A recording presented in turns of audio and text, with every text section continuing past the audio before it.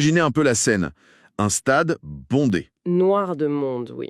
Exactement, noir de monde. Une finale sous très très haute tension.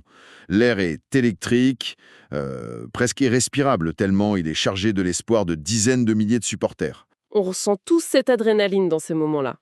Absolument. On est à la toute dernière minute d'un match de football crucial, et soudain, il y a ce penalty controversé qui est sifflé. Le coup de sifflet final retentit, la pelouse se vide, mais en fait l'histoire ne fait que commencer.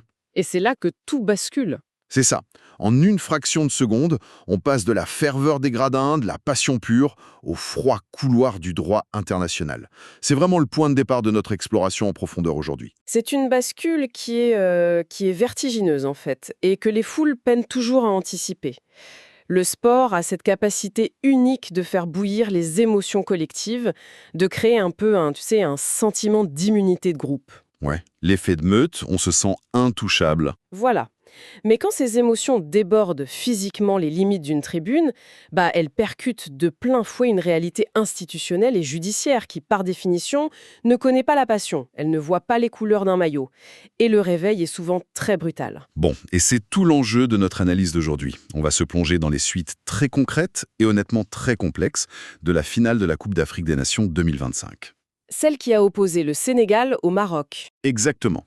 Et en nous appuyant sur pas mal de sources, des articles récents, des communiqués officiels et surtout des alertes de la presse sportive sénégalaise. Je pense notamment aux médias WeSport. Qui a fait un gros travail de suivi là-dessus. Tout à fait. Notre mission aujourd'hui, elle est claire. C'est de comprendre le sort de ces 18 supporters sénégalais qui sont actuellement condamnés et incarcérés au Maroc. Et le vrai défi de cette plongée au cœur de l'actualité, pour ceux qui nous écoutent, c'est de réussir à séparer l'émotion populaire, qui est légitime, et très relayée en ce moment, des véritables mécaniques diplomatiques. C'est clair que sur les réseaux, ça s'enflamme vite. Ah dès que l'indignation collective s'empare d'un sujet en ligne, la vérité complexe des textes de loi, elle est presque balayée. Les gens veulent des solutions miracles, mais ces solutions, elles n'existent tout simplement pas dans le monde réel. Bon, décortiquons tout ça depuis le début pour bien poser les bases. On remonte au 18 janvier 2026. Le jour de la finale. Le décor est planté. Le stade Mohamed V de Rabat, une arène mythique. Le Sénégal s'incline face au Maroc, 1-0. Et la défaite, elle est amère, surtout avec ce pénalty dans les ultimes instants du match. La tension s'accumulait depuis 90 minutes. Et là, ça explose. Il faut dire que dans le huis clos d'une finale continentale, les enjeux psychologiques sont vraiment poussés à leur paroxysme. La frustration face à une décision arbitrale qu'on perçoit comme injuste, ça agit comme une étincelle. C'est la goutte d'eau. Les forces de l'ordre marocaines interviennent pour contenir les débordements et ça mène à l'arrestation de ces 18 supporters sénégalais. Et attention, les sources sont claires, on ne parle pas d'une petite incivilité là. Non, pas du tout. Les chefs d'accusation sont lourds. On parle de violence contre les forces de l'ordre, de dégradation d'équipements sportifs, de jets de projectiles et même d'une tentative d'invasion de la pelouse. Et la justice marocaine, elle, n'a pas traîné. Le couperet tombe un mois plus tard, le jeudi 19 février. Le tribunal de première instance de Rabat rend son verdict en appliquant le code pénal à la lettre. Et les peines, elles sont tout sauf symboliques. Prenons le temps de les détailler. Oui, les chiffres sont importants. Alors, on a 9 supporters qui écopent d'1 an de prison ferme. 1 an. C'est énorme pour des incidents liés à un match. C'est un message d'une sévérité remarquable de la part des autorités marocaines, une vraie volonté de dissuasion massive. Et c'est pas fini, parce qu'il y a aussi une amende de 325 000 francs CFA pour chacun de ces 9 supporters. Ensuite, 6 autres personnes prennent 6 mois ferme avec 125 000 francs CFA d'amende. Et les 3 derniers prennent 3 mois ferme et 75 000 francs CFA. Donc on a des peines privatives de liberté bien réelles. Dans des prisons étrangères, avec des sommes considérables pour de simples passionnés qui venaient juste voir un match. Pour bien saisir la crise, il faut vraiment analyser les grilles de lecture des deux côtés. Côté marocain, on applique la doctrine de la souveraineté sécuritaire. L'ordre public, ce n'est pas négociable. Un stade, c'est pas une zone de non-droit. Ce Sénégal est saisissant. Quand on regarde les sources, on voit des familles, des observateurs qui crient à l'injustice totale. Les mots qui reviennent, c'est procédure expéditive, sanctions disproportionnées.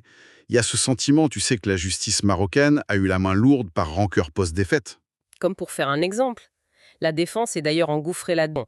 L'argument des avocats, c'est la difficulté d'individualiser les peines dans une foule. Comment prouver sans aucun doute que tel individu précis a arraché tel siège au milieu de milliers de personnes agitées? C'est le grand défi probatoire. Et au milieu de cette bataille juridique, il y a un détail de nos sources qui vient carrément mettre le feu aux poudres. C'est l'alerte de maître Patrick Kabou, un avocat qui suit le dossier. Il rapporte que les détenus sénégalais seraient forcés de parler uniquement en français avec leur famille au parloir ou au téléphone. Ça, c'est dévastateur psychologiquement. Priver un détenu de sa langue maternelle, du Wolof en l'occurrence, c'est lui enlever son dernier refuge émotionnel. Dans une prison étrangère, parler sa langue avec ses proches, c'est vital. C'est le genre d'info qui agit comme un accélérateur sur l'opinion publique. On ne débat plus de la durée d'une peine pour vandalisme, là. On touche à la dignité, à l'isolement. Et mécaniquement, la rue s'enflamme au Sénégal. La pression sur l'État sénégalais devient alors colossale. L'opinion exige des actions immédiates. Et c'est là que ça devient vraiment intéressant. Quand on lit les forums, les débats au Sénégal, il y a un mot magique qui tourne en boucle. L'extradition. L'extradition. La foule veut que Dakar tape du poing sur la table et ramène ses 18 gars au pays, tout de suite. C'est un cas d'école fascinant. On a un décalage immense entre un réflexe de protection populaire et la réalité implacable du droit international. Le public utilise un terme juridique sans en connaître les contours. Dans l'imaginaire collectif, avec les films et tout, l'extradition, c'est le bouton d'urgence. C'est l'hélicoptère diplomatique qui vient de sauver. On se dit, ce sont nos citoyens. Notre État doit aller les chercher. Sauf que la réalité des traités est beaucoup plus froide. L'extradition, ce n'est pas un outil de rapatriement humanitaire. C'est réservé à des crimes d'une gravité exceptionnelle. On parle de quoi? Terrorisme, porteurs qui ont cassé des sièges et pris 3 à 12 mois de prison, c'est totalement inadapté. comme utiliser un bulldozer pour enfoncer une punaise dans un mur. C'est l'outil le plus disproportionné possible. L'image du bulldozer est parfaite. Et il y a un autre principe qui bloque tout ça, c'est la territorialité. Si un invité casse un vase chez son voisin, c'est pas la règle de l'invité qui s'applique, c'est le propriétaire qui décide. L'infraction a eu lieu sur le sol marocain, donc la justice marocaine est souveraine. C'est ce que soulignent les journalistes de Wisport d'ailleurs. Ils ont épluché les communiqués du ministère des Affaires étrangères sénégalais et il y a 0 demande d'extradition. Aucune. Et c'est pas parce qu'ils dorment, c'est parce qu'ils savent que c'est une hérésie juridique. Faire une demande formelle d'extradition ici, ce serait un faux pas diplomatique majeur. Ce serait dire au Maroc, on ne fait pas confiance à vos juges, rendez-nous nos citoyens. Entre deux pays alliés, c'est une ligne rouge, incandescente. Aucun diplomate ne ferait ça. Bon, alors on se pose la question, les faits sont là, ces 18 gars ont déjà fait plus de 30 jours de prison. Si l'extradition est hors jeu, c'est quoi les vraies cartes qui restent aux avocats et aux diplomates? La résolution se joue sur 2 tableaux. Le premier, c'est la procédure judiciaire classique. Le second, c'est la diplomatie douce, celle de l'ombre, loin des réseaux sociaux. Sur le front judiciaire, l'urgence, c'est l'appel. Les avocats ont tout de suite contesté le premier jugement. Ils veulent démontrer qu'il n'y a pas de preuve individuelle pour chaque prévenu. Le but, c'est de réduire les peines ou d'obtenir des relax, dans un climat un peu plus serein que le lendemain du match. L'appel est la première étape indispensable. Mais la vraie stratégie à long terme, si les peines sont confirmées, elle se joue dans les couloirs des ministères. La Fédération sénégalaise de football a confirmé que l'État est mobilisé au plus haut niveau. Et ce dialogue au plus haut niveau, il a des outils concrets. Un outil que les gens sur Internet oublient complètement. C'est le transfèrement des personnes condamnées. C'est la véritable alternative à l'extradition. Ça repose sur la Convention de Strasbourg de 1983. Pour ceux qui découvrent ça, cette convention, c'est le mode d'emploi pour rapprocher les détenus de leur famille. Mais c'est pas Amazon Prime, ça se fait pas en un clic. Il faut aligner 3 feux verts. Lesquels? Le pays qui condamne doit accepter de laisser partir la personne. Le pays d'origine doit accepter de la recevoir pour finir la peine. Et le détenu lui-même doit donner son accord formel. Cette triple condition garantit le respect de la souveraineté. Contrairement à l'extradition qui contourne la peine, le transfèrement valide le jugement marocain. On reconnaît la culpabilité, mais on délègue l'exécution de la peine au Sénégal pour des raisons humanitaires et de réinsertion. Ce serait un changement radical pour les supporters et leurs familles. Fini la règle du français uniquement au parloir. Les familles pourraient les voir sans payer des billets d'avion hors de prix. C'est un compromis qui respecte la fermeté du Maroc et la détresse des Sénégalais. C'est un compromis très élégant. Et puis, il existe une autre voie, encore plus politique et discrète, c'est la grâce royale. La fameuse prérogative du roi Mohamed VI. Et là, l'histoire commune des 2 pays pèse lourd. Nos sources citent des analystes qui rappellent que le Sénégal et le Maroc, ce ne sont pas juste des voisins. Non, Les relations entre Dakar et Rabat sont historiques, fraternelles, avec des liens économiques et spirituels profonds. La diplomatie s'appuie là-dessus. Les officiels sénégalais font sûrement passer le message que garder ces jeunes en prison, même si c'est légal, ça risque d'irriter l'opinion publique d'un pays ami. Un geste de clémence serait plus habile qu'une confrontation rigide. La grâce royale serait parfaite ici.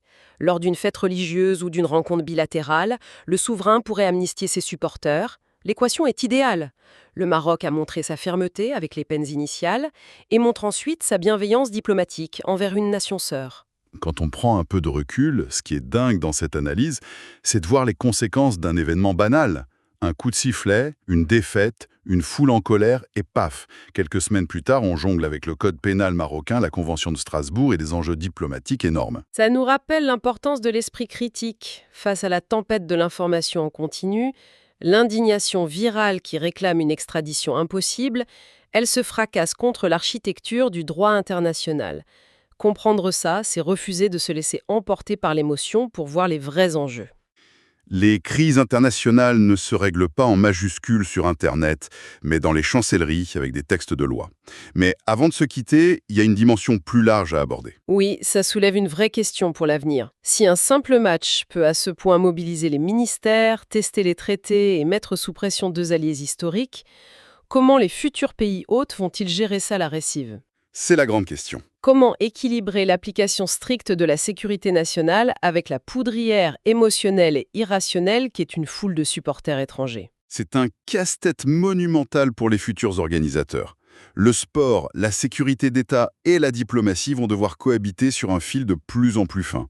Voilà de quoi bien réfléchir en attendant de voir comment l'appel de ces 18 supporters va se terminer. Merci de nous avoir suivis dans cette analyse, au cœur des vrais rouages de l'actualité. Gardez votre esprit critique et on se retrouve très vite pour explorer de nouveaux sujets fascinants.